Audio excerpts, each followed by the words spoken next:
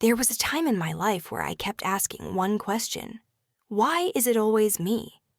I looked around and saw people who were hurting others live in happy lives. But I was suffering every day, even though I hadn't done bad things. I started to hate myself. I truly believed that I was born just to suffer. But then, I heard a story from the Buddha's teachings. The story of Chakkhupāla Thero. And the story goes like this. There was once a monk who lived during the time of the Buddha. His name was Chakkhupāla Thero. Chakku means eye in Pali, and because he was blind, people called him Chakkhupāla. But this monk had taken a powerful vow, so day and night he meditated. He never laid down, never gave up, just sat peacefully, patiently, always awake. But one day, or as he walked with his cane, not knowing what lay before him, he accidentally stepped on some insects along the path. People nearby saw this and started to whisper, "He's a monk. How could he kill living beings?" They judged him. They questioned his morality. So they went to the Buddha and asked, "Why would a disciple do this?" The Buddha looked at them calmly and said, "Chakkhupāla did not act with intention to harm. He is blind. He could not see what was beneath his feet. Without intention, there is no unwholesome karma created." But then the disciples had another question. Then why is he blind? What karma brought this suffering into his life? And the Buddha told them a story, a memory from long, long ago. In his past life, Chakkhupāla was a brilliant physician. He was known far and wide for his herbal medicine.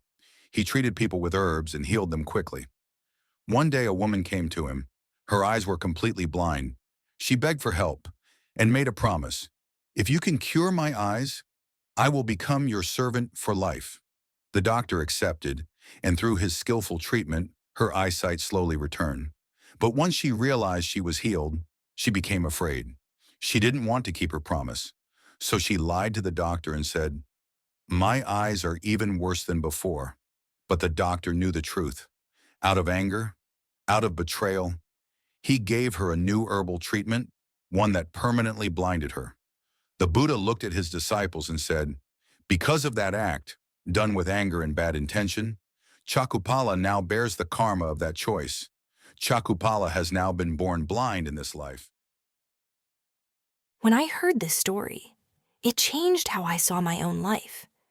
Maybe the pain I'm going through is also the result of something I once did. Maybe not in this life, but in a life before. I can't go back and change my past. But I realized something powerful. I can take responsibility now.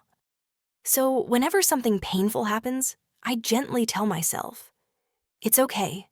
This is my karma and I'm paying it back." And in that moment, I feel peace. Not guilt, not shame, just peace.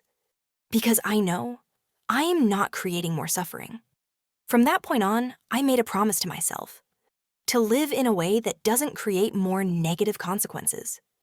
Now, when something hurts me, I don't point fingers. I look inside and ask, what action brought this? And I promise myself not to repeat it. Step by step, I became a better person. Not perfect, but more peaceful, more kind, more awake. The Buddha once said, "Just like a cartwheel follows the ox that pulls it, karma follows us." But remember, it's not just about what we do, it's about the intention behind it. Our intention plays the most important role in karma. If someone acts with bad intentions, the consequences of those actions will surely catch up to them, sooner or later.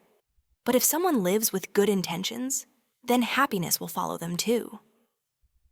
I'm only sharing my experience with you. I hope to explain karma more deeply in a future video.